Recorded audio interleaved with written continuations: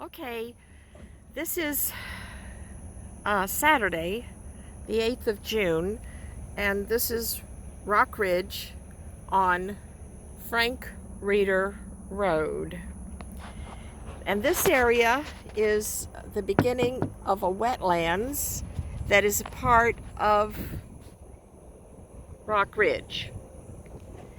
And it's always water. It's a swamp. It's really been a beautiful swamp, but you can see that the water is very muddy.